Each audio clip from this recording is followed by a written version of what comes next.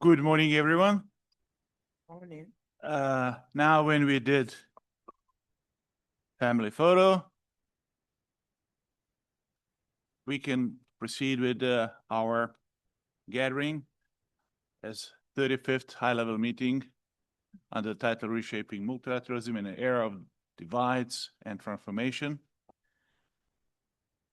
This is our 35th high-level meeting and fourth gathering together with UN Geneva. So in this case, in this moment, I want to thank to Tatiana for her support from the day one.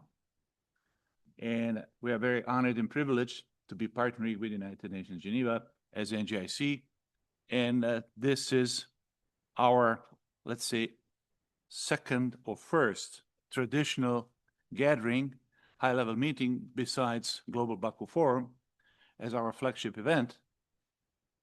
This Geneva meeting is becoming our traditional meeting in January, and together with September, our high-level meeting during General Assembly of the United Nations for years. I want to thank all of you who are participating in our previous gatherings, and of course, all of you who are in here today. NGIC is growing on a daily basis, but it is so visible when you take a chunks of the year after year. Year 2025 was year of great upgrade of NGIC events and high-level meetings.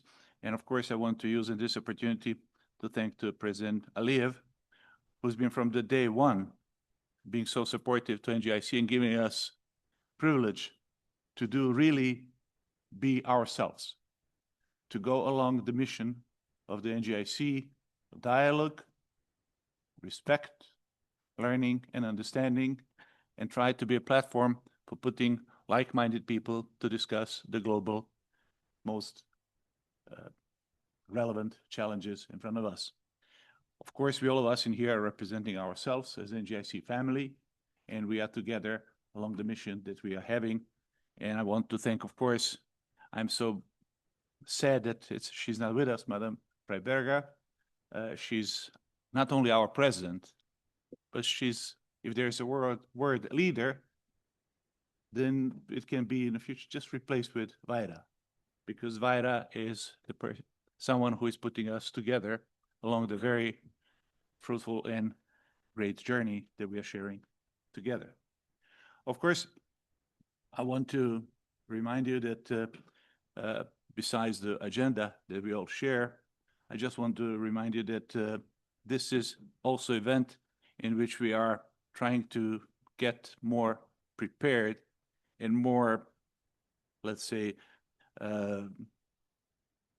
more being together and being ourselves in preparation for Global Baku Forum. And I hope that we will all meet very soon in Baku.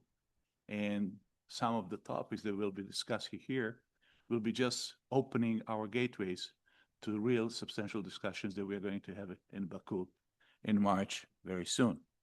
Of course, behind us is a year in which Azerbaijan was hosting and transferring COP29 to COP30 to Brazil. We were very much involved in COP, and the COP involvement of NGIC is becoming our tradition as well. So I'm very happy and privileged to announce that we are going to continue this, that we will keep moving along with others to do COP31, COP30+, and so on, hoping that the goals that we are all sharing will be our reality as soon as possible. Having said so, the year in front of us is year of also Urban Forum that is going to be hosted by Azerbaijan, and I'm very glad and very privileged that we have in here Executive Director of UN Habitat, Madam Rossbach, who I had privilege and beautiful exchange of views last night over a very fruitful dinner.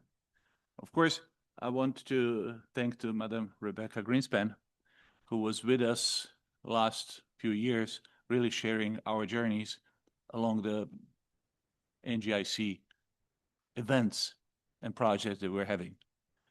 Especially, we had great opportunity to discuss pressing issues of financing for development, not just a long time ago. And of course, I'm very glad and privileged to have Madam Grynspan in here. Madam Ngozi will address her shortly, and I'm sure that she's running one of the most challenging positions, having in mind what is happening in economic sphere in this turbulent world. Amre Moussa is, of course, if Vaira is leader, Amre is legend. So our live legend, Amre Moussa, the person who we are all trying to get as much as possible, the wisdom that he's broadcasting in every occasion we are together. Boris Tadic, I mean, believe it or not, we are from Sarajevo. From Sarajevo. I mean, local legend, Sarajevo legend. I mean, of course, he was president of Serbia, but I mean, we from Bosnia and Sarajevo, we're exporting presidents. I mean, so since he was born in Sarajevo, I mean, he was very successful president of Serbia. Believe me, I know that. Oh, high value. Yes, and I mean, and we are very proud of him. And of course, I mean, look, I mean, Roman, your opinion always becomes the fact. So, I mean, we know, I mean, you are physics. I mean, you're professor of exact science, so you pretend always to give us the facts. So I'm really surprised with your humble opinion, saying that it's opinion that you are spreading to us. But anyway, let's go to, of course, I want also to express my gratitude to Doreen Bogdan-Martin, Secretary General of ITU, that is here on this panel with us. And she's been partnering in her institution with us for already such a long time that I have a feeling that you are all member of the family called Nizami Ganjavi.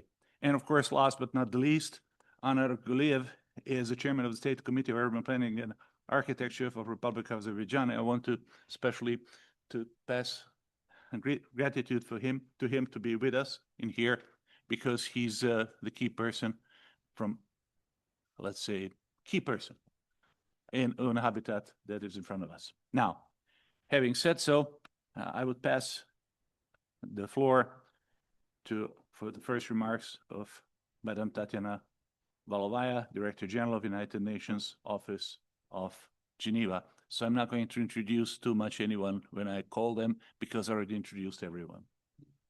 Thank you so much. Tatiana, please, the floor is yours. Thank you very much. And for me, it's really a great pleasure, great honor to welcome all of you again to the Palais des Nations for this meeting, which has become a value tradition for us. We start every year, I would say, with two events who are totally different here in size, in participants, but I think they really complement each other. One event we had last week with very young people, practically some of them were kids. We have a traditional Fair Moon United Nations model of the United Nations, and for this day we collect more than 600 young boys and girls from 17 countries who spent 3 days here, also visiting our delegation and speaking about the future of multilateralism. And always next week, we are gathering you. Nizami Ganjavi Center, people with lots of experience, lots of vision, who have already reached the heights in the political career, but you are active, you are visionary.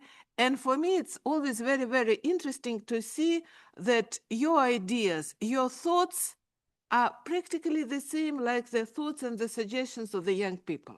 It's very, very interesting, because for me, it's exactly the sign of hope that all of us, even if we belong to different generations, if we belong to different countries, when we talk about multilateralism, we always speak about the benefits of multilateralism. We always speak about the necessity that we do not have any other alternative. And quite often, what you and these young people are saying is very obvious, but unfortunately, it's not always present in the official policies of many member states.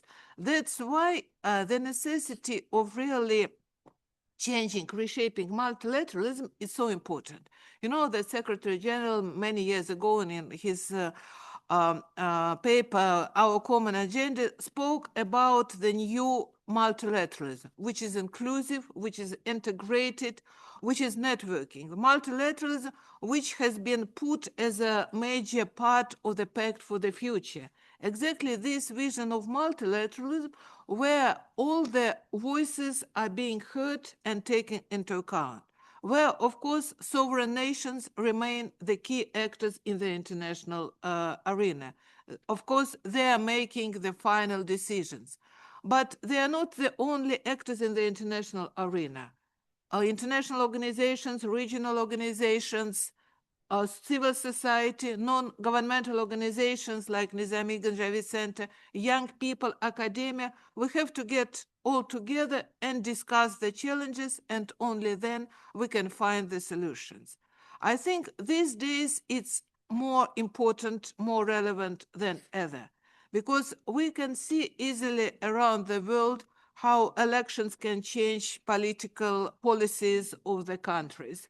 How official positions can change very quickly, and how many countries can become more and more, I would even say, obsessed with their national priorities, and they stop thinking about the common good, about the multilateral. But at the same time, their own citizens, their own academia, their own institution are still pressing for multilateral solutions and explaining why multilateral solution, when they are just and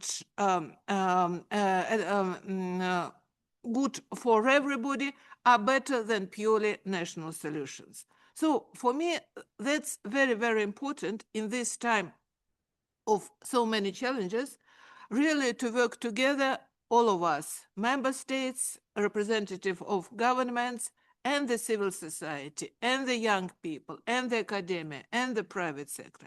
Only then we can find solutions to the current challenges. Also, when we are looking around and see so many challenges, so many crises, we can speak about challenges in technology, artificial intelligence. On the other hand, we have challenges in climate. On the third side, we have economic challenges and growing inequalities. And of course, at the same time, we have crucial challenges in number of conflicts. And now we can see that practically 1/4 of humanity lives in countries which are touched by conflicts. We never had such a high figure. And when we look around all these conflicts, if we just try to find solution for every conflict, we will not succeed, because these conflicts are all interacting conflicts. These are not just the conflicts. That's the visible signs of the great transformation which is taking place. The world is changing, and over the last few decades, we have started the process of a great transformation. And the humanity did have such great transformations before, which were always started by changes in science and technology, and that it left to social, economic challenges and changes. Quite often these changes went via wars, revolutions, and other conflicts. So humanity is obviously now going via this great transformation, which was really created by huge successes, huge changes in science and technology, which is, of course, added by the climate change, and that leads us to social and economic transformation. And whenever we have the great transformation, there is always a backlash, because those societies, those regions in the world which were enjoying the benefits of the previous social and economic and technological order, of course, they want to preserve their benefits. They are trying to remain as important as they were under the previous social, economic, and technological paradigm. That's exactly what we are witnessing now. And so we have to understand the reasons and to find the solutions and to show that everybody is going to benefit if we are trying really to work together and move the humanity to this next stage of our development. We have our roadmap to this new economic and social technological paradigm. That's Back to the Future, which was adopted over the by all the member states in September 2024. During 2025, we have not talked a lot about the Back to the Future. We were overtaken by different events. But at the same time, when we look at the initiative of Secretary General, UN 80, initiative which is determined to make United Nations more efficient, more fit for purpose in 21st century, this initiative is not the result of our financial crisis or any other challenges. That's exactly the initiative which is the result of the Pact of the Future. And quite often we are thinking that certain things although we want them to be delivered, are undeliverable. But I would like to give you one very simple example showing that if there is a political will, there is always the result. You can see here all my colleagues from UN system and also from International Organization, World Trade Organization, were all women. Strange things. 5 years ago or 10 years ago, it wouldn't be possible. But that was the conscious decision within UN system of our Secretary General and supported by the member states that we really need to change the historical injustice. And for the first time over 161 years, ITU has a Secretary General who's a female. World Trade Organization has a, and many others. So this is a change. This is a change which took place over, well, just 5 years. It was a change in the mindset. And we are also hoping that the next Secretary General will be a female, and that will be also the historical justice finally. But I'm just giving you the example to show that we might be discussing things which still seem very difficult to achieve. But if we decide to achieve them, and we work for that, we will be able to achieve it. So I will like to welcome all of you to this historical palais, which was built for the League of Nations and by the League of Nations, by our predecessors who might not succeeded in all their ambitions, but nevertheless, they were very, very ambitious. And they believed that they had to invest in multilateral organization. They had to invest into this beautiful palace because their future belongs to the nations. And the nations will need this place to meet together and make decisions. So I really looking forward to your debates, discussions, and I'm absolutely sure that it will help us to find solutions to the current challenges. Thank you.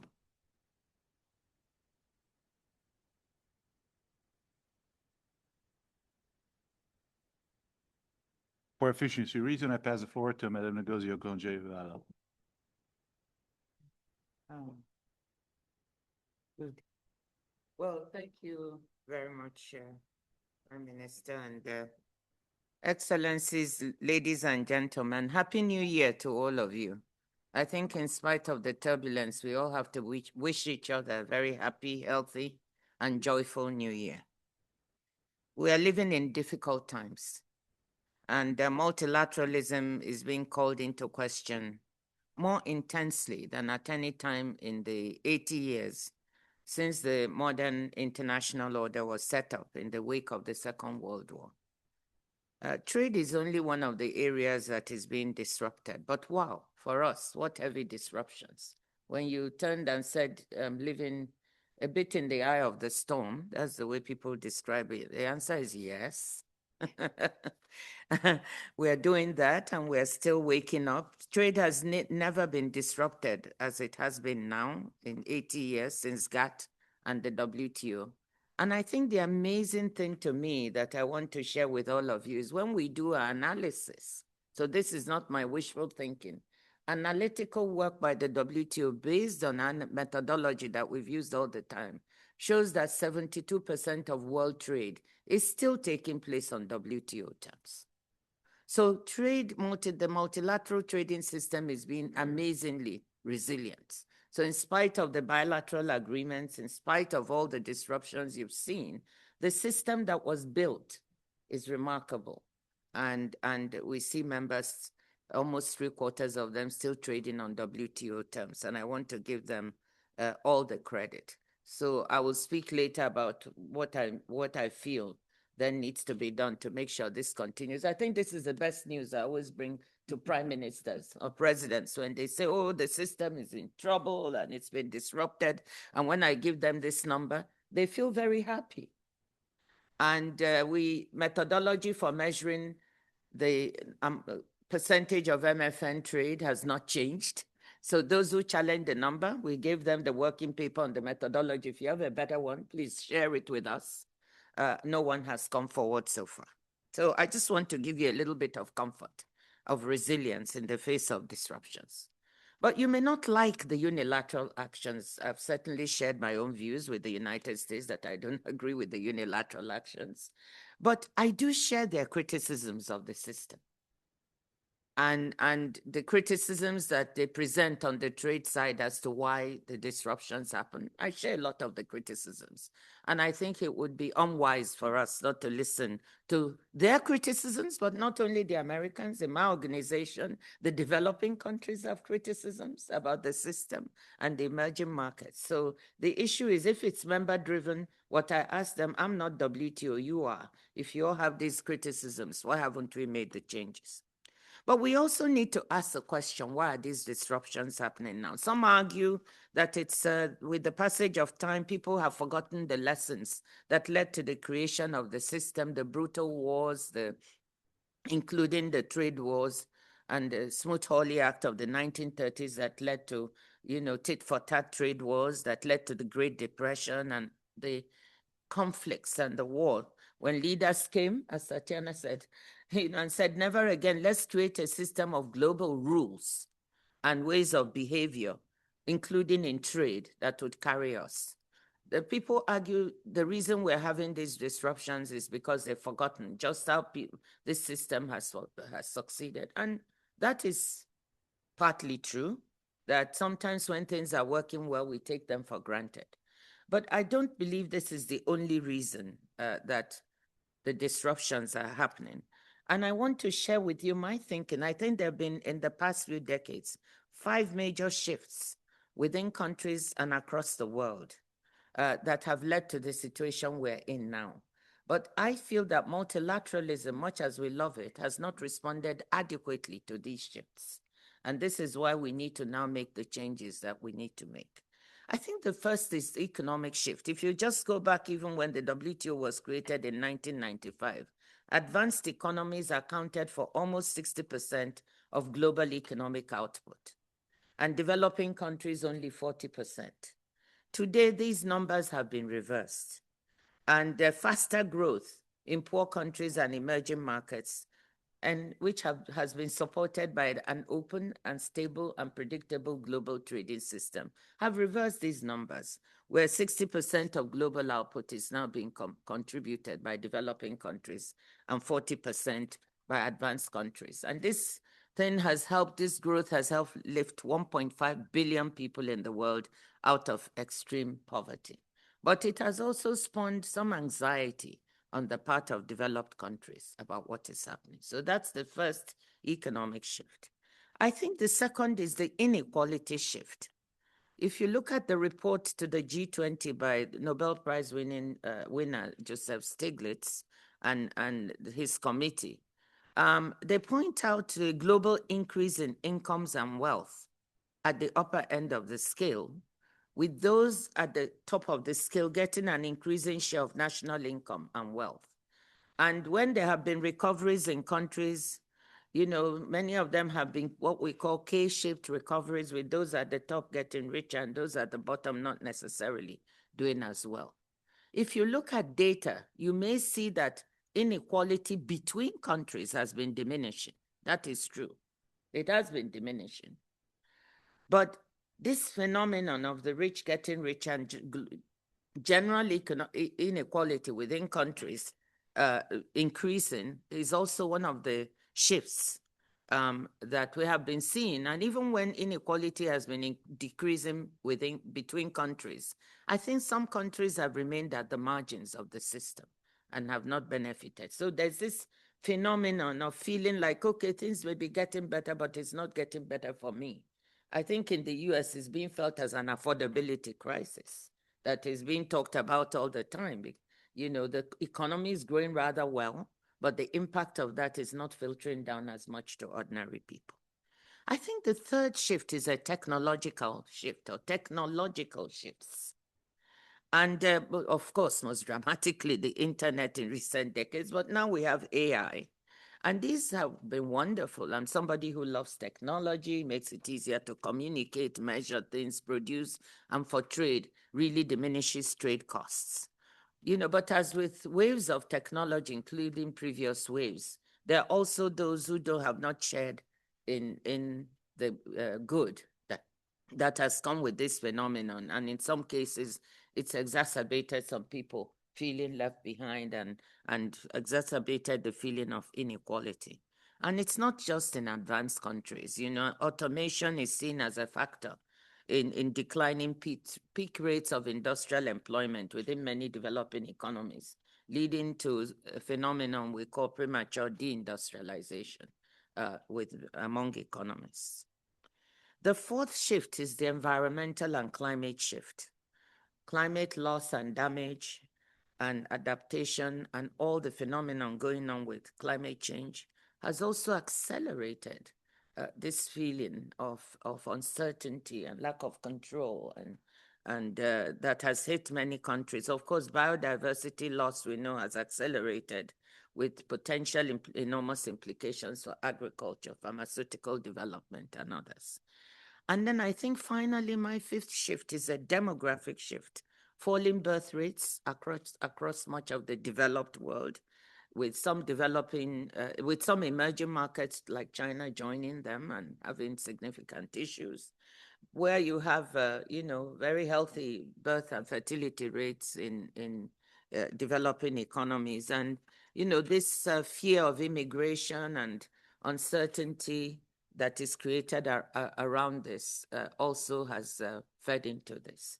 So in my view, we shouldn't just say it's because people have forgotten how good the system is, but we need to think about what are the major shifts that have happened in these years. And these are the 5 that I have been thinking very much about these shifts and the way it's impacted in the psychology that has led to these disruptions and the fear in many of our developed countries. And so the issue to me is, has the multilateral system been flexible enough to come to grips with these shifts? And to be fair, as I said at the beginning, the multilateral system has responded and helped lift people out of poverty and provided stability and predictability of global rules. But maybe it hasn't evolved as fast to deal with these shifts as it should have. And so the question then is the time up for multilateralism, as some are saying? And the answer is absolutely not. We have collective action problems that cannot be solved except with global cooperation. And we know what they are. Some of them, climate change, pandemic. Even if you don't believe climate change is an existential threat, we can see it every day manifesting. We can't solve it alone. Pandemics, even the governance of AI, I feel, is a collective action problem we will need to solve. And certainly, a stable and predictable trading environment is one global cooperation problem. We need to understand, in my view, the WTO and the multilateral trading system is a global public good that we need to husband carefully, because without it, there would be chaos. So, however, we need to then say, what should multilateralism do? And I'm coming to a close. Well, I say cannot be your grandmother's multilateralism. I'm a very proud grandmother of 7. you know, and I, you know, but I'm an agile grandmother. So maybe it can be your grandmother's multilateralism, you know, if you're agile and quick and you can think of the things you need to do. We need to be more flexible, more responsive, more streamlined in multilateral organizations. We need to engage those who have been left behind, whether it's geographically or people-wise in regions that don't work. And at the WTO, we have a term for it. We need to reimagine globalization, and we need to practice re-globalization. We need to encourage diversification of trade, so trade does not bring over-dependence rather than interdependence, over-dependence on the US for markets, on China for critical supplies. And we need to just diversify supply chains and value chains to include those who have been left behind. So these are the ways: flexibility, agility, responsiveness of the multilateral system. That's what we're preaching at the WTO, and we're working really hard along those lines to deliver reforms at our upcoming ministerial. And I think all multilateral organizations are trying to look and move in a more agile fashion. Thank you.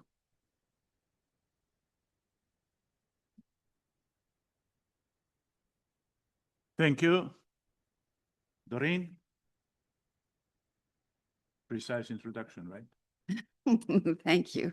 Thank you so much, Excellencies, distinguished colleagues. Ladies and gentlemen, Happy New Year. Very happy to be here with you this morning.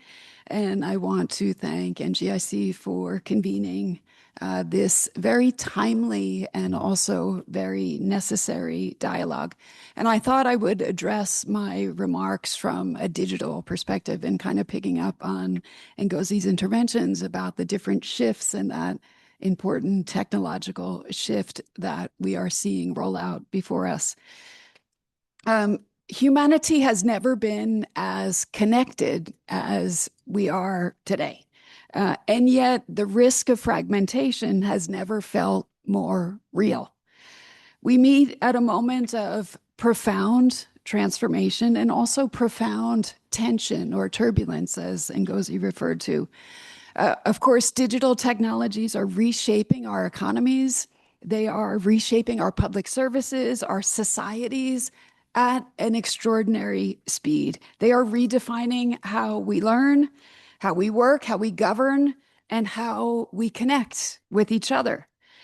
Yet at the same time, divides are widening. Divides in access, in affordability, in capacity, and also in trust. And alongside these divides, the very spirit of cooperation is under strain. This is really the paradox of our time. More connectivity, yet less cohesion. More innovation, yet greater fragmentation. And that's why the theme of this gathering, Reshaping Multilateralism in an Era of Divides and Transformation, could not be more urgent. Next week, of course, world leaders, UN leaders will gather in Davos under the theme Spirit of Dialogue. And I think that framing is no coincidence. Across geopolitics, economies, technology, we are seeing contested norms, strained alliances, and also eroding trust.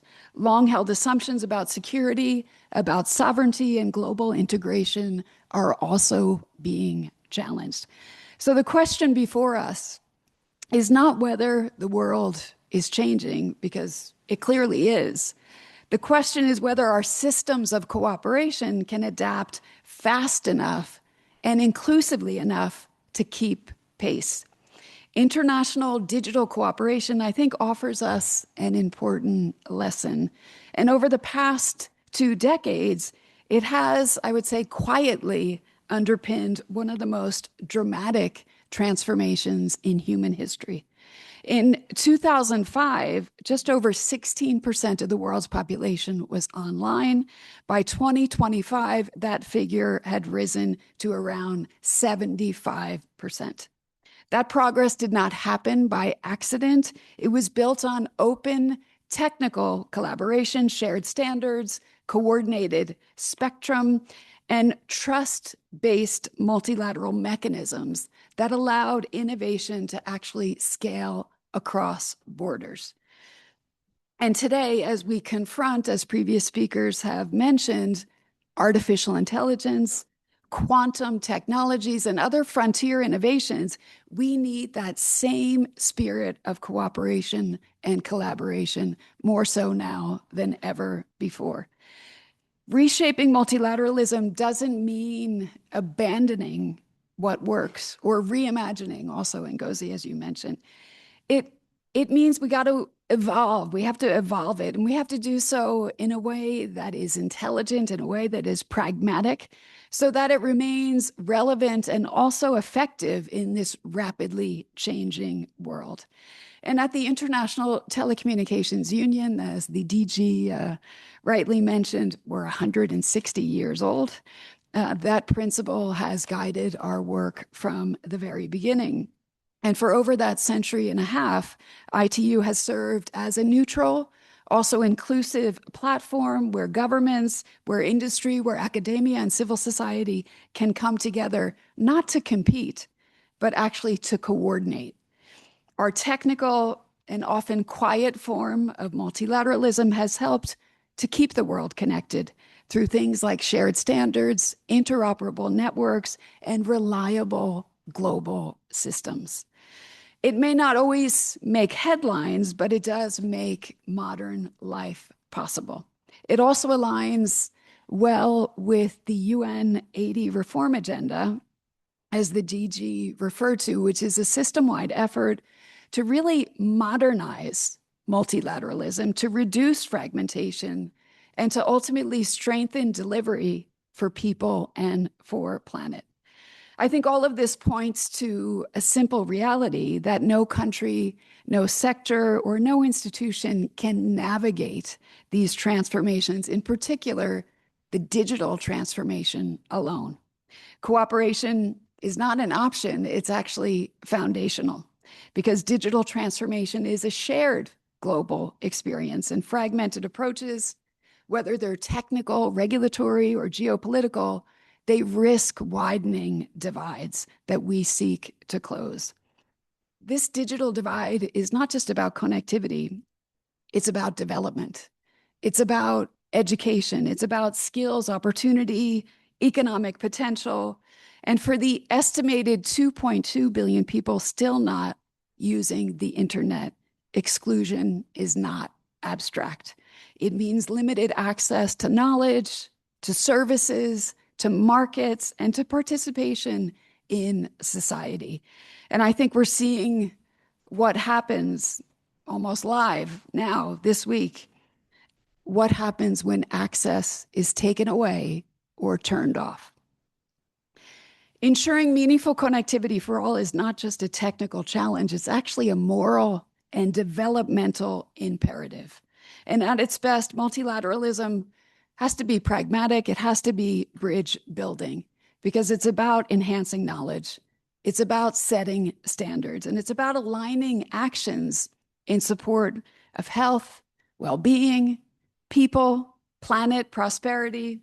And in today's digital world, it also means expanding access, affordable, reliable access. It means equipping people with digital skills, digital literacy. It means ensuring developing countries can fully participate in and benefit from technological transformations. And this is how we can turn innovation into inclusion. Our digital world depends on coordination.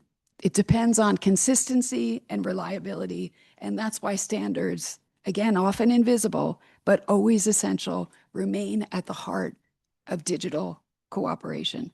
They allow our networks to interconnect seamlessly, ensure trust in the systems that underpin our daily lives, from life-saving early warning systems, connected schools and clinics, to resilient communications in times of crisis.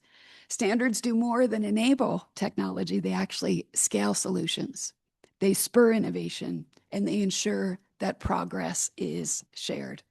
But as digital technologies expand, we must also confront their broader impacts on people, societies, and our planet. And it requires coordinated action, shared responsibility, and renewed trust. So, ladies and gentlemen, Let us renew what works and reform what no longer serves today's realities. Let us make multilateralism more impact-driven, more agile, and more inclusive. And let us elevate underrepresented voices. And let us translate informed, evidence-based dialogue into tangible results. That, in essence, is the spirit of dialogue that we need today. And that is what reshaped multilateralism must deliver. Thank you.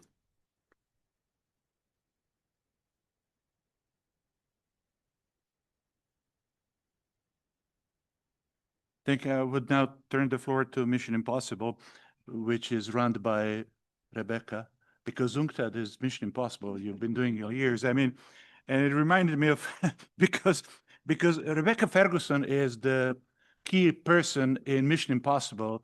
Lady is always helping Hunt to actually, in the last 4 or 5 movies, to really come to the bright side of the moon. So, I mean, Rebecca is, tell us about Mission Impossible a little bit, about how we can proceed with this reforming multilateralism from your perspective, because you're the one who has really things done.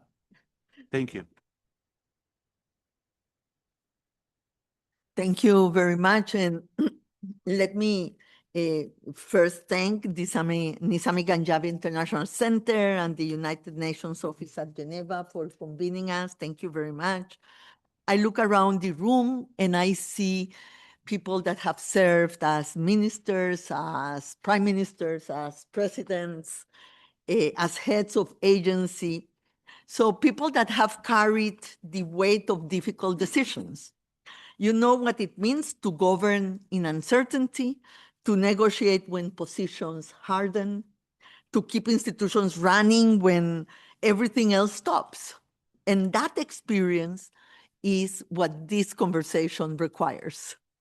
The theme before us, reshaping multilateralism in an era of divides and transformation. We have heard Ngozi and Doreen very passionately explain the disruptions and the possibilities also for the future. And I think that the theme that we have today names both the problem and the possibility. Let me offer several reflections on that, on the nature of the moment, but I think that a lot has been said, so I will go a little bit into the UN and also what we can do.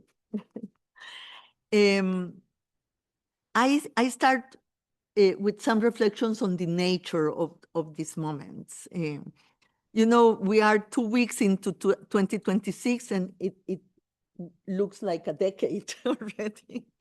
So history is accelerating. Yes, we already forgot about our vacations and our rest. Yes, events that would have dominated weeks of news, they go away in hours. Yeah. The instinct is to ask, where is all this heading towards? But perhaps this is the wrong question. Perhaps what defines our time is precisely that things are not heading in one direction at all.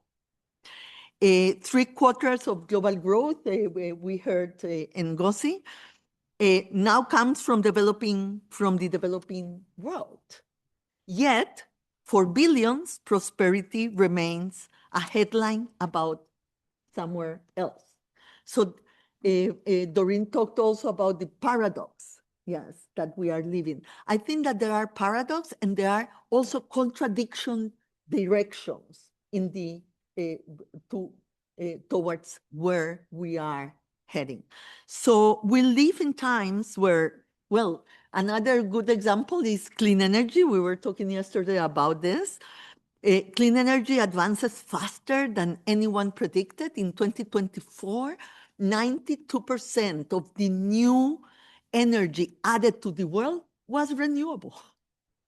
In 2024, at the same time, we hear about the anxiety of the young people with respect to the future. They are worried about the planet they will inherit. They are worried about the jobs that will be available because of AI. They are worried about their lives and the capacity that they will have to really live better than their parents. Peace deals are signed in one region while conflicts break in another. Progress and regression, breakthroughs and breakdowns happen all the time at the same time. And so we have advances and retreats. There is no longer something like take turns. They coexist in tension, in contradiction, and in contest. So within this landscape, one shift stands out. That is the rise of multipolarity. Trade has decentralized. It has to decentralize even more. But Ngozi was talking about something that we share as indicators, that is that South-South trade today is as strong as North-North trade for the first time in 2 centuries. Yes, and so there is a different world in the economic field that has decentralized, yet decision-making is still very centralized. And there is a tension between these 2 things, a world that has emerged, new powers, new countries, new economies, and at the same time, power has become structured in the same way as before. Power in the multilateral organizations. There are new voices also within societies that now are heard. And so we say, and you have heard me before, that multipolarity is a fact, it's not a choice. What is a choice is multilateralism. Are we going to have multipolarity with multilateralism, or are we having multipolarity towards fragmentation? And that is the choice that we all have to take. Fragmentation and conflict are a possible scenario, but it's not the only scenario. And that's why we are here today, yes? Because at the end, multipolarity with multilateralism holds the promise of decentralization and holds the promise of more opportunities, better distribution of opportunities. But without multilateralism will mean fragmentation and more conflict. So this world pulling in many directions is a world that remains open. The question is not where history is heading. The question is what we choose to do with the agency we have. Because, you know, thinking aloud, this idea that the world is going only in one direction takes away the agency and the choices that we have. In a way, it demobilizes us to be able to make the right choices. And if we look at history, history didn't happen only because of the bad guys, but because of the bad choices good people take. And so we have to exert our agency if we really want to build a better world and if we really want to build multilateralism. And you know, I have heard, and this is it was an interesting reflection. Are we in a Malta moment or are we in a Helsinki moment? And probably we are in both. We have Malta and we have Helsinki, yes? We have the reality of new zones of influence and spheres of influence for power. And also we have the possibility, and we were hearing about that, of a world with international law equal for all. And these 2 forces will coexist. It's not that we will have multilateralism and the forces in a different direction will stop being there. So they will coexist, and that will be the complexity that we will face in our organizations. It's a world where the coalitions are not stable. You know, the certainties that we had before of how the coalitions were done are no longer there. So we will have more than before what many call the variable geometry in terms of coalitions and power. And so what are the coalitions that we have to build to fight for multilateralism? Because without it, we won't be able to get not even the opportunity to build the world we need. And we have, we heard today from everybody that spoke that there is an erosion of trust, that we have unstable alliances, as I said before, and it's this combination of extreme uncertainty that together with the erosion of trust and the unstable alliances make the world so unpredictable. Because in uncertainty, we have lived before. But when we only have uncertainty, we build scenarios, yes? But when we cannot even build scenarios, so we have a world of extreme unpredictability. And with everybody having plan A, plan B, plan C, and many times, when plan A's are not possible, plan B's become the reality. And so that's why still the multilateral system continues to be so important. And why we need to go back to engage with people, with their feeling of pessimism for the future. Many times we have talked about this in other gatherings that we have had. And I have said that after the Second World War, when the system was born, we didn't have trust. We were coming out of the Second World War. We killed each other. We didn't have growth. The world was in a very bad shape. We had to rebuild. But we had hope, not because of evidence, because optimism is based on evidence, yes, in whatever way we look at it. But hope is a decision. It's a decision that we can build a better world. And we have to take that decision, because when people don't have hope, you don't mobilize towards action, towards change, towards reform. And that brings me to what we can do. Yes, and so let me, first we have to choose multilateralism. We have to choose to rebuild it and to reform it.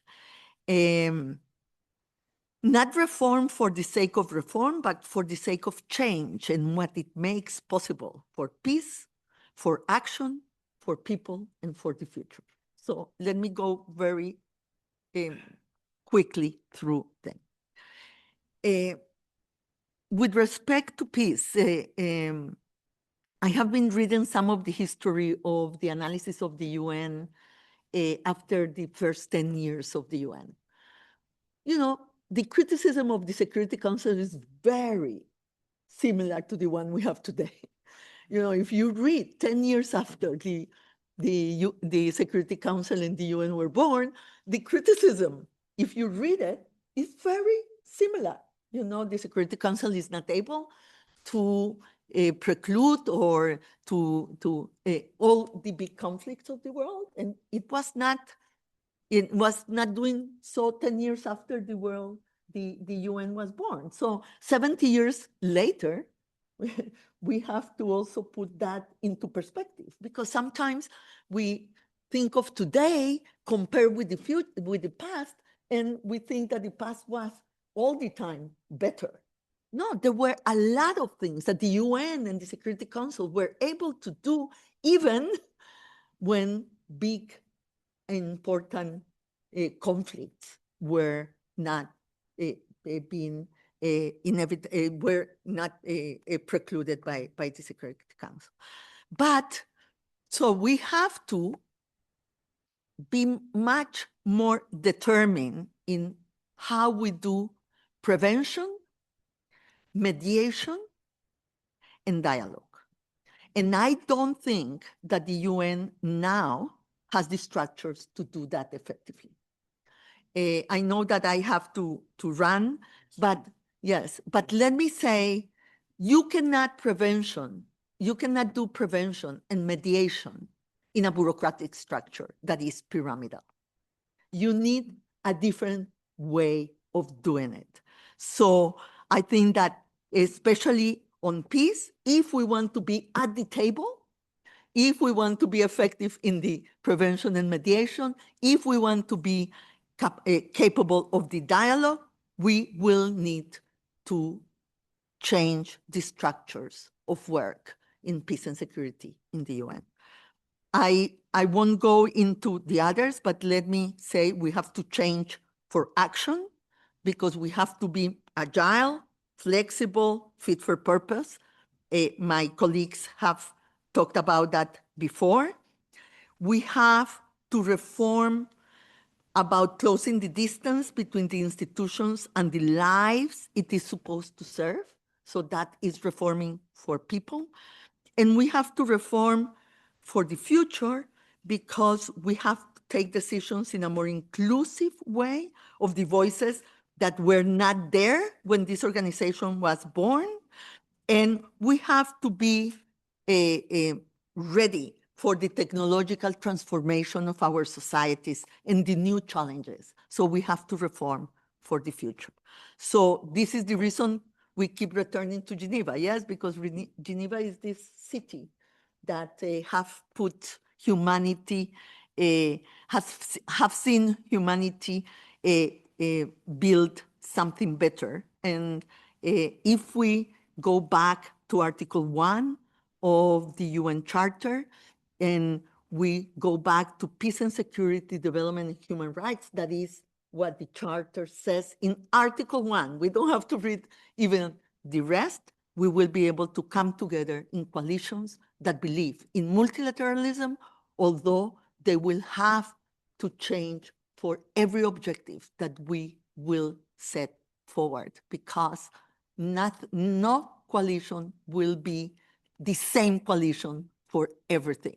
So I think that the divisions on north, south, east, west, small, medium size, big countries, that will have to be thought in a more flexible way to have a conversation that will be meaningful. Thank you. Thank you. Anaclaudia. Thank you so much. Good morning. Happy New Year to you all.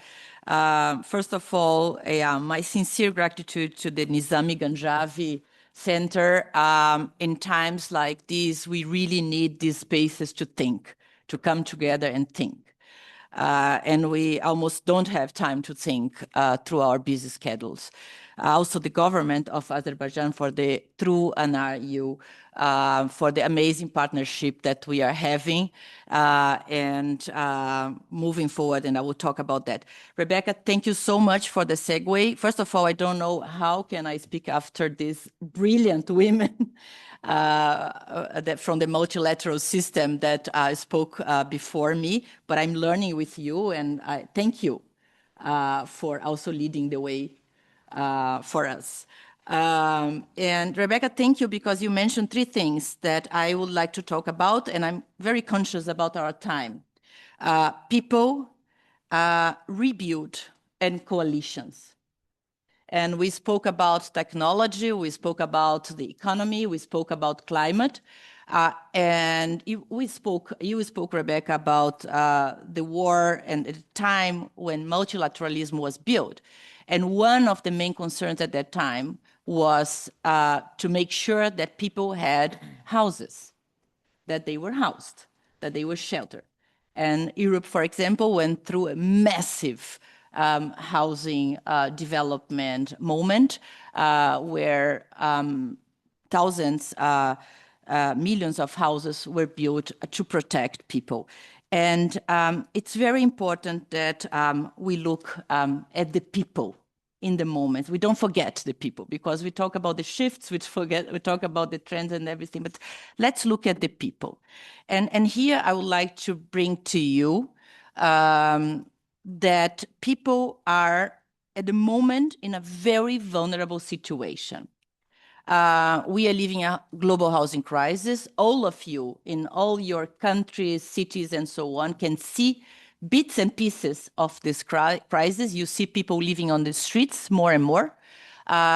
We, of course, have more and more people living in informal settlements, which is a very common feature in countries in the global south, but also in every city. In many countries, we see people living in informal situation with precarious access to the basic, precarious access to water, precarious access to electricity, and sanitation. We are also losing houses because climate events, disasters are happening everywhere, damaging the houses we live, and in the most surprising places. So there's no difference now. Floodings, droughts, fires, sea level rise, landslides, you name it. They are affecting people, they are affecting communities all over the world. Just to give you some numbers, we estimate at UN Habitat that we have around 3 billion people living in inadequate conditions in terms of housing. We have more than 1 billion living in slums, informal settlements, critical vulnerability territories, vulnerable territories that are the most prone to the climate events. And you mentioned COP before.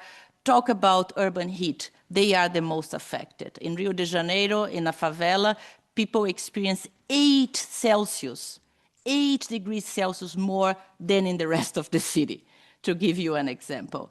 And then if we talk about the communities living in coastal areas, if we talk about all the disasters that we have, earthquakes, they are the ones that are first affected. And on the other hand, we cannot have prosperity, we cannot have peace, we cannot have health if people are not homed. So housing can be also key to address the challenges that we have. And clearly, also, our housing systems, our housing finance models, our housing delivery models, being public, being private, being social, are not working. And we have to review that because they are excluding billion plus people from the system. Housing is also directly interconnected to the 2030 agenda. How can we achieve the sustainable development goals if people don't have a roof over their heads? It is just not possible. Housing is critical to address other challenges that we face, the migration dynamics, conflict. We spoke before about climate and economic growth. Housing has been used by many countries historically, let's say the US, China, we spoke about Europe, but even more recently Brazil, right now Kenya. I was just reading about the economic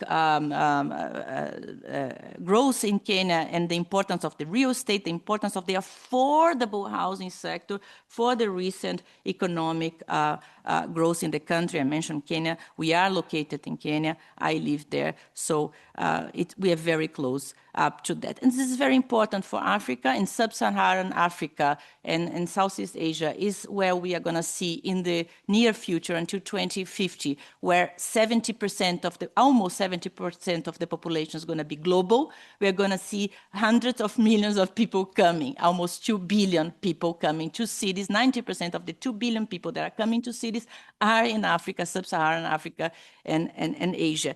And Rebeca spoke about the future. In the case of sub-Saharan Africa, we are talking about young people. So there is a double challenge of not only housing them, but integrating them in the city system so that they have jobs, they have employment, and they have access to the social systems that they are needed. So update, UN Habitat was created 50 years ago to address the urbanization challenges, to address the international shelter crisis. Breaking news, we are still facing a global crisis. So clearly something needs to change as well.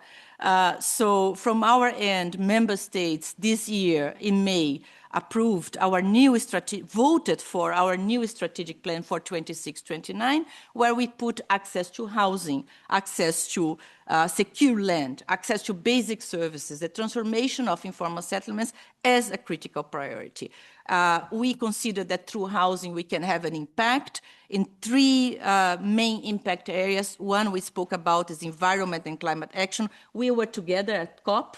And it is very relevant that we keep going, understanding what is the real intersection between cities and the climate change. And there is a huge one. They represent 70% of the emissions, but they also offer solutions that can help us to accelerate in 40% the emissions in terms of nature-based solutions, construction technologies, energy, and so on. So the good news about climate is that we are working in compiling the 3.0 NDCs, and we found out that 80% of this generation of NDCs have an urban content. And among those, recognizing housing and informal settlements as a critical area of climate action. The second impact area is equitable and inclusive prosperity. As I mentioned before, a pathway out of poverty, but not only that, towards economic growth as a critical input towards economic growth. And then third and finally, preparedness, recovery, and reconstructions. Disasters, they have been happening, as I said, with much more intensity and in the most surprising places. So we have to come together.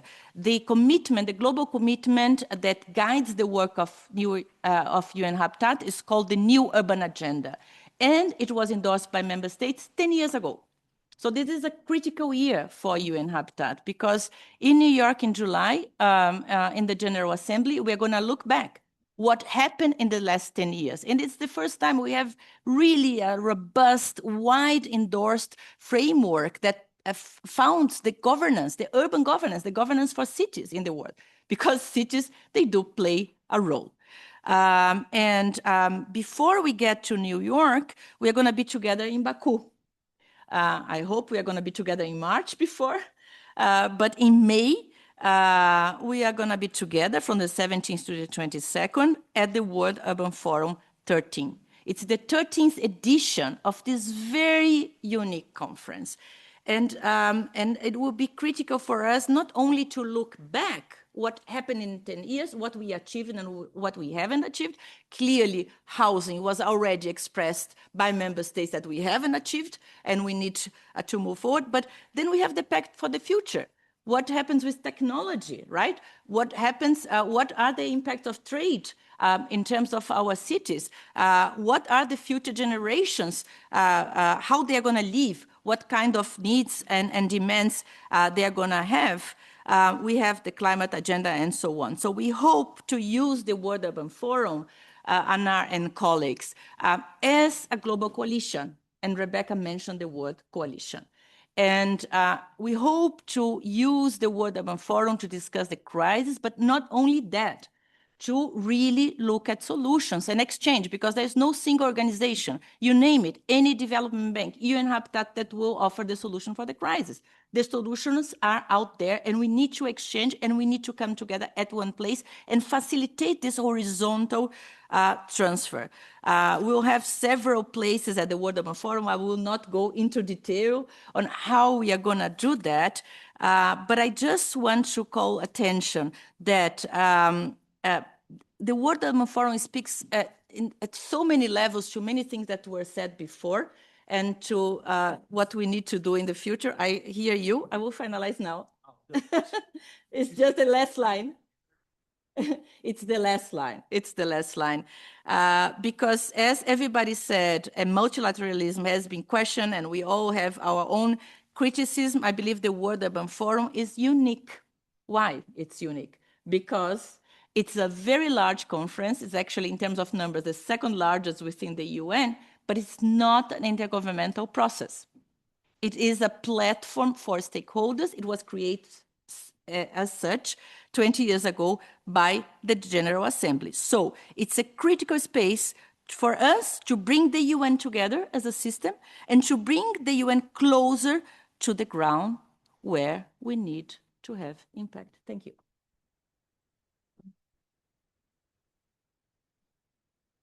Okay, now, thank you. We are just 4 minutes after the coffee break that was planned to go on for 15 minutes, okay? As all of us, especially me, obviously, I was so impressed with the fact that we have five women leading UN organizations at this table. And this is really extraordinary moment for NGIC, I'm sure. That's the reason why people who know me as a tough moderator, that were surprised how nice I was. I only said once yes, and once I said k. Now, having said so, there are 3 more persons. They are men, believe it or not. So I will say more than k. I will just warn them in advance that we are already 5 minutes after the break. But the good news is the next panel is planned a little bit differently. Next panel is planned for 5 people, 90 minutes, okay? Here we have 8 people, 60 minutes. So there's no wonder that they were a little bit enthusiastic about the fact that they are in a special situation where 5 women were actually giving us the lead to the future. Now, having said so, thank you. I'm really thanks to Anaclaudia for being with us, because 4 women spoke and they left, because of course they're busy, right?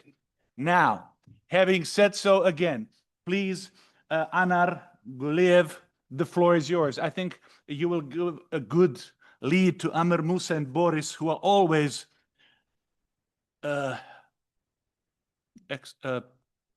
yes. We know what he wants to say. Okay? Thank you. I tried to wake you up. Thank you very much. Excellencies, distinguished participants, ladies and gentlemen, it's a great honor and pleasure to welcome you at the 35th high-level meeting of the Nizami Ganjavi International Center. I would like to express my sincere appreciation to the Nizami Ganjavi International Center for its continued commitment to fostering dialogue, wisdom, and global solidarity, and for convening this meeting with a distinguished opening panel reflecting the depth, diversity, and importance of today's multilateral engagement. We gather at the moment marked by deep global divides, geopolitical, economic, technological, and social, and also by unprecedented opportunities for transformation. Multilateralism remains our most effective instrument for addressing challenges that no nation can resolve alone, including climate change, rapid urbanization, public health, digital transformation, inequality, and the urgent need for inclusive and resilient development. In this context, cities and other human settlements have emerged as critical arenas where global challenges converge and where solutions must be realized. As the member of Azerbaijani government being in charge of urban development and architecture policies, we in Skupa strongly believe that sustainable urban development, inclusive planning, and resilient infrastructure are essential pillars of renewed and more effective multilateral system, translating global commitments into tangible outcomes for people and communities. Urban planning is far more than the organization of physical space. It is a strategic instrument that connects different layers of society, people and institutions, economies and cultures, infrastructure, and the environment. From housing and mobility to public spaces, digital connectivity, and climate resilience, urban development offers concrete pathways through which cooperation can be translated into visible and lasting impact. Cities thus become platforms where multilateral principles are realized through local actions. The theme of this high-level meeting challenges us not only to reflect, but to act, to rethink how multilateral institutions function, how trust is rebuilt, and how cooperation can be reshaped to better respond to the realities of our time. The diversity of voices and experience gathered here today gives us confidence that meaningful ideas and forward-looking solutions will emerge from this dialogue. In this regard, Azerbaijan's experience is particularly relevant. Situated at the crossroads of major regions, Azerbaijan stands at the center of connectivity linking East and West and North and South. This role is not only geopolitical or economic, but also urban and spatial. Our development vision recognizes cities and infrastructure as bridges between societies, markets, and cultures, contributing to both regional stability and global collaboration. Connectivity in our vision is not only physical, but also social, economic, and institutional, serving as a foundation for stability, dialogue, and shared prosperity. A defining example of this approach is the comprehensive urban and territorial reconstruction underway in the liberated areas of Karabakh and East Zangezur. These efforts go far beyond physical rebuilding. They are grounded in modern urban planning principles with a strong emphasis on sustainability, smart solutions, green energy, innovation, and human-centered design. Entire cities and settlements are being planned anew to ensure dignified living conditions, economic opportunity, and long-term resilience. Most importantly, the urban transformation lays the foundation for lasting peace, reconciliation, and regional collaboration. By restoring connectivity, rebuilding communities, and creating inclusive and forward-looking environments, urban development becomes a powerful tool for confidence building and long-term stability in the region. Excellencies, it is from this practical experience that Azerbaijan actively engaged in the global urban dialogue. In this context, the World Urban Forum represents a vital multilateral platform where national experiences are shared, global challenges are debated, and collective solutions are shaped. The upcoming 13th session of World Urban Forum, taking place from 17th to 22nd of May, under the theme Housing the World, Safe and Resilient Cities and Communities, will once again place cities, communities, and human settlements at the center of international development agenda, advancing dialogue on inclusive, sustainable, and resilient urban futures. The discussions we hold at this high-level meeting on divides, transformation, and the future of multilateralism directly inform and enrich the global urban agenda. They highlight the importance of stronger cooperation among governments, international organizations, local authorities, communities, design bureaus, and architects to ensure that urban transformation contributes meaningfully to peace, equity, and shared prosperity. Azerbaijan remains firmly committed to working closely with the United Nations system and international partners, including through the World Urban Forum process, to advance sustainable urban development, climate resilient, and inclusive growth. I wish success to the 35th high-level meeting of the Nizami-Ganjava International Center. I believe the high-level discussions will generate valuable insights and forward-looking ideas to help bridge divides and guide transformation globally, regionally, and locally. Thank you for your attention.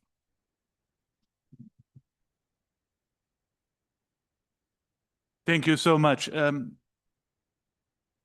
Well, Amre, Moussa,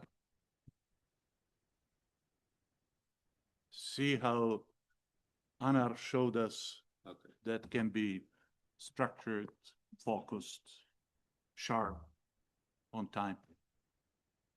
Show that we know that as well. Please, please, please. Boris, get ready. I'll just call you Boris, and you walk in. Well, ladies and gentlemen, this is a serious moment in the international scene, and one cannot but hope that 2026 will not be a turbulent, threatening year. Let us hope for the best. Of course, like you did, I listened carefully to what has been said by the representatives of the system. They were not only women speaking, Zlatko, they were the system speaking. Heads of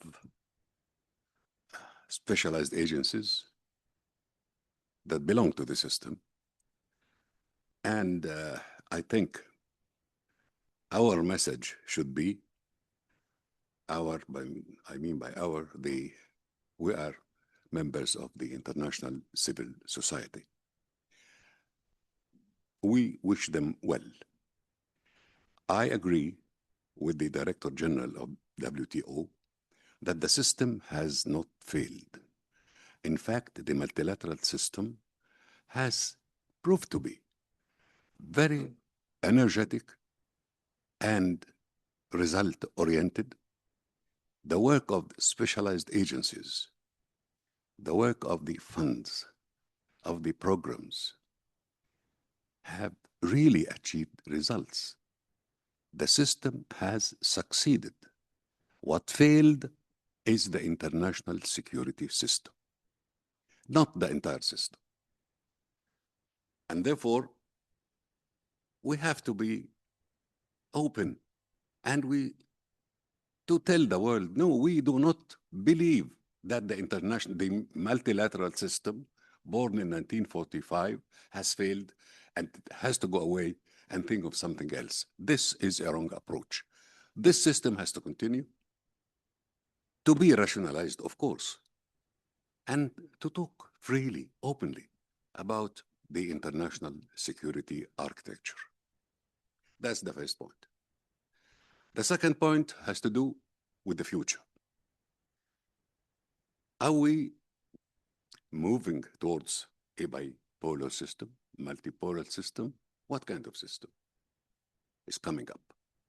Mostly, we believe in the field of this international civil society, and in many countries also, believe that more of the same.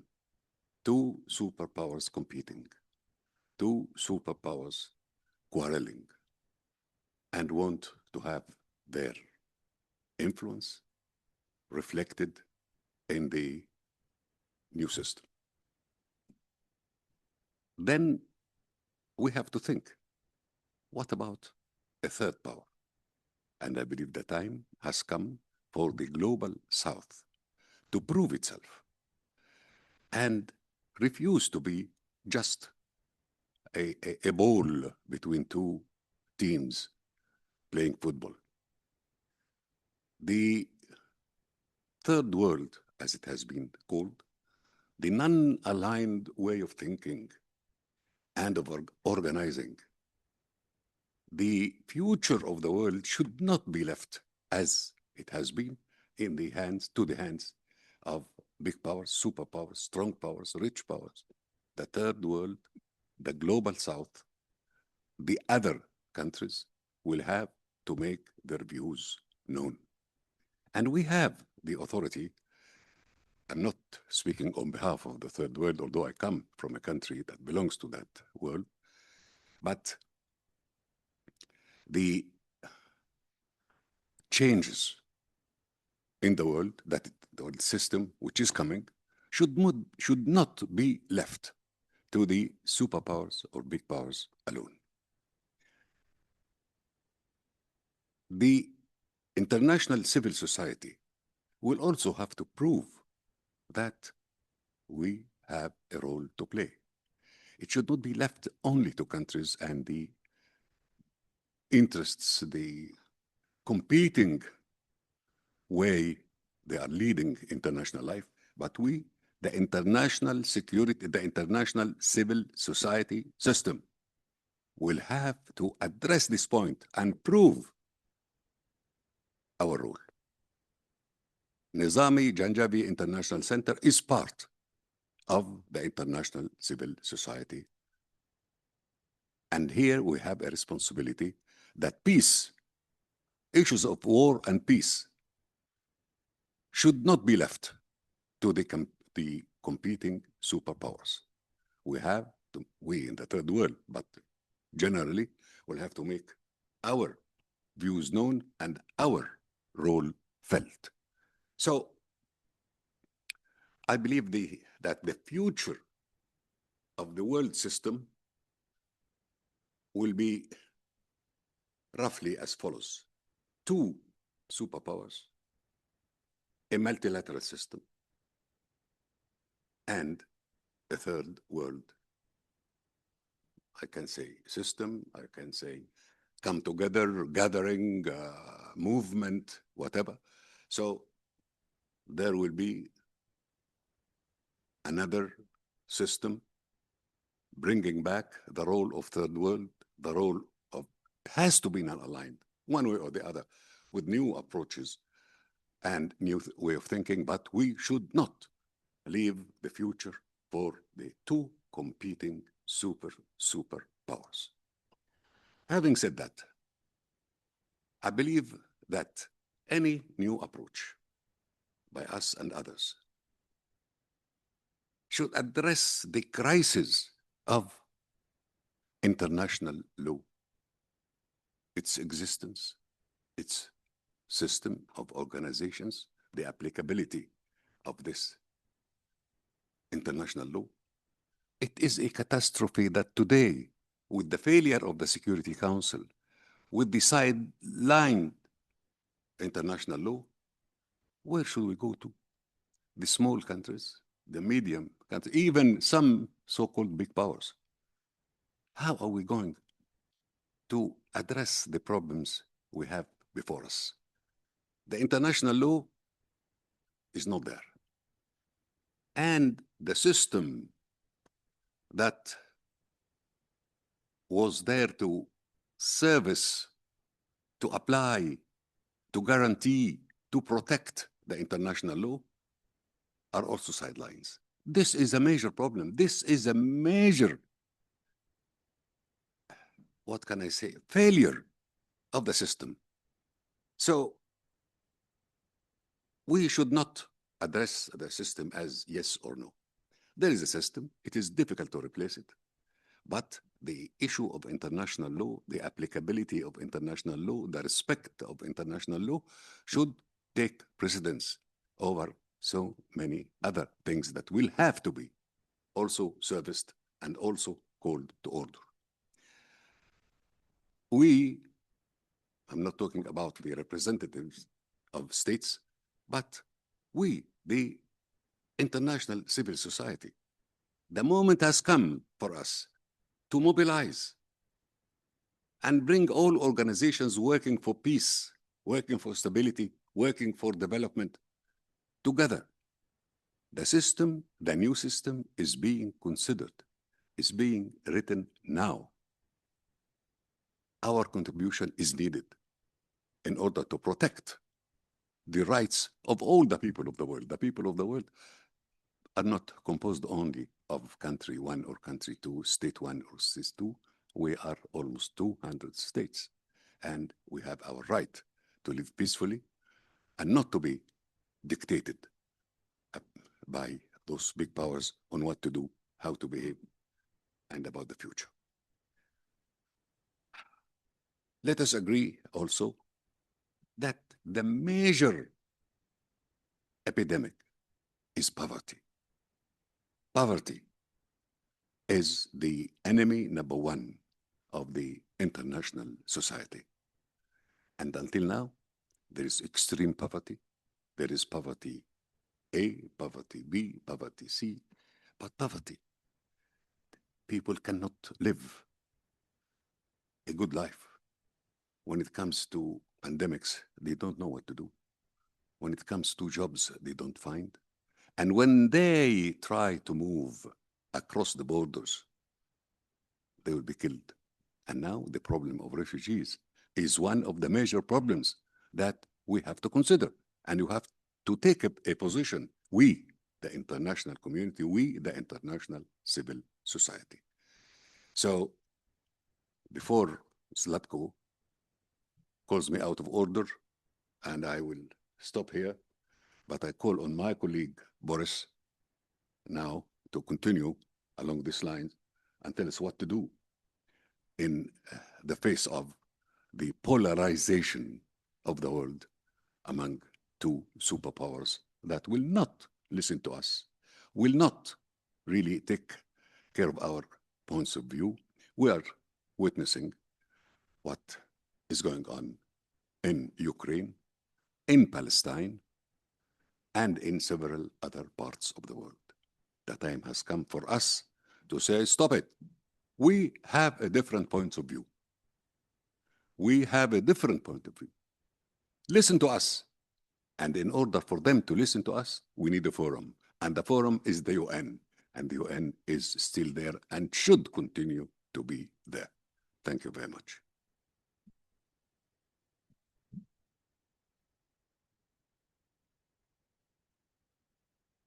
One minute. Okay. I will try to summarize what we talked about somehow, and I was listening carefully the representatives of UN system, and all of them explained their concerns about future. At the same time, all of them explained that we are counting on hope and kind of optimism, even though we don't have a lot of evidence of optimism in the world nowadays. And hope is coming from individual psychology. And finally, we are coming to individual psychology in the world nowadays. This is a very interesting moment. Second, we are totally divided as a world.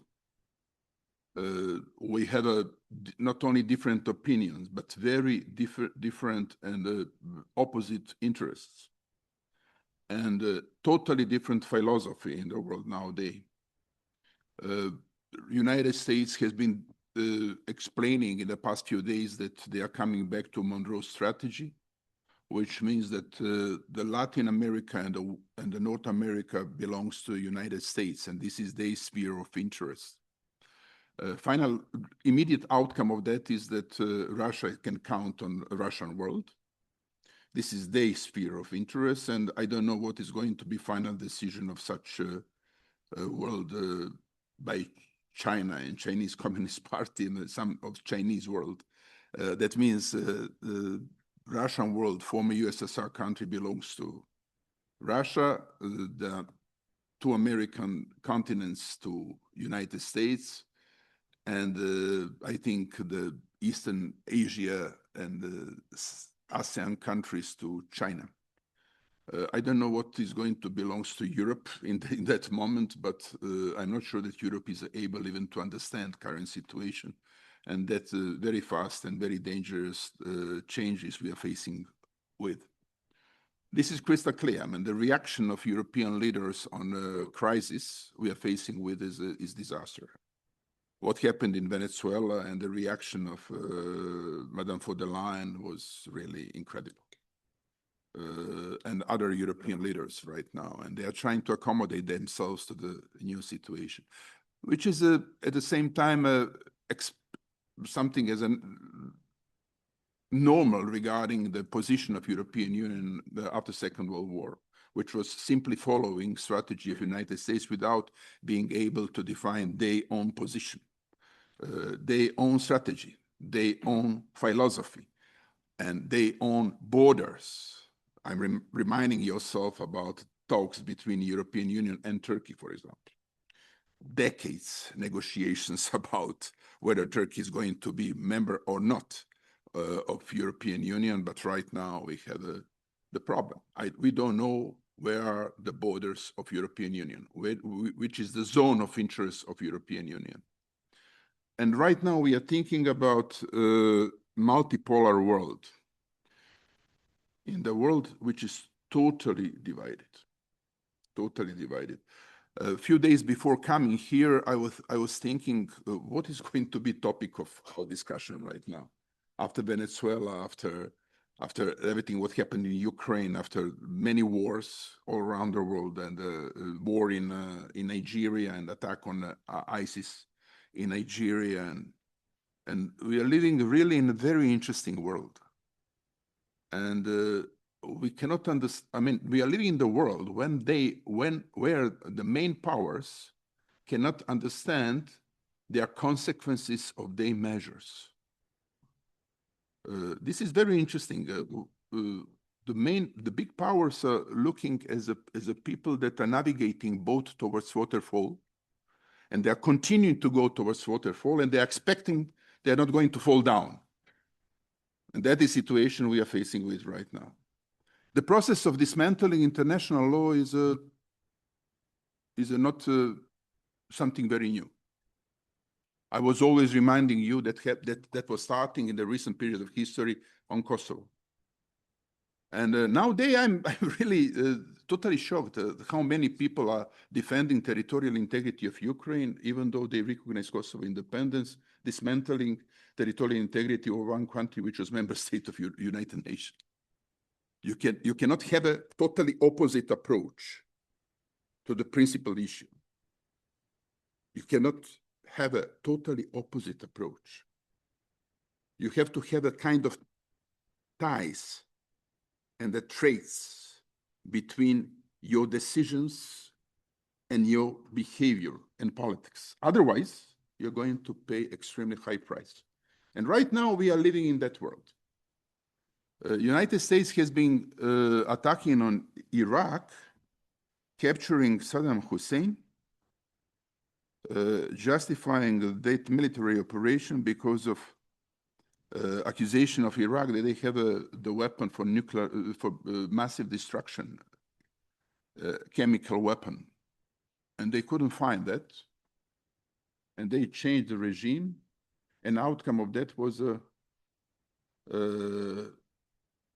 new movement among the former soldiers and officers in Iraq armed forces and Islamic State. And right now, we have intervention in Nigeria against Islamic State. And the Islamic State was outcome of the war in Iraq, and strategy which was totally failed and disaster, which was based on lie that Iraq has a chemical weapon. And this is totally controversial opinion. And right now I'm thinking about new outcomes of the current politics. Look at that disaster dialogue in Ukraine. I'm very unpleasant witness about Ukraine because I was kind of interlocutor between Ukrainian government during the Yanukovych period and European Union. He asked me to help him to make closer ties with the European Union. And European Union refused that in that moment. I'm unfortunately witness what happened. And right now we have a disaster situation in Ukraine. I'm not saying that Yanukovych was a man with a goodwill, but I'm just explaining what happened.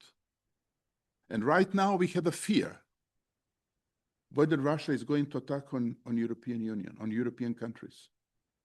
Even Switzerland is right now changing security strategy in accordance with the current opinion in European countries. Even Switzerland is afraid about Russian attack right now. And I was listening today, this morning, that kind of analysis among the Swiss intellectuals. Come on, which world we are facing with right now? What is going to be tomorrow? Someone was saying this is totally unpredictable world. I think that was Rebeca.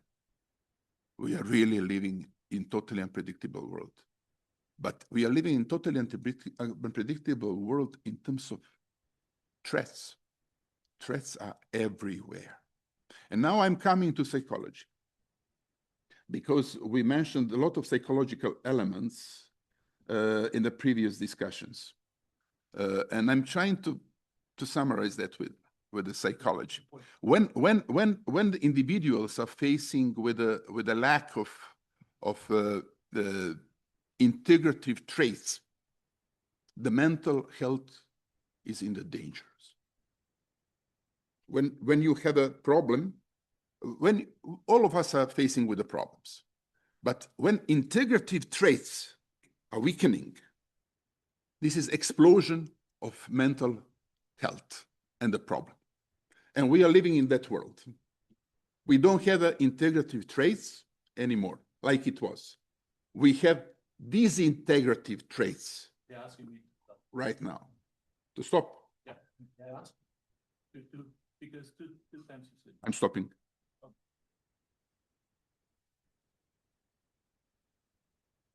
Thank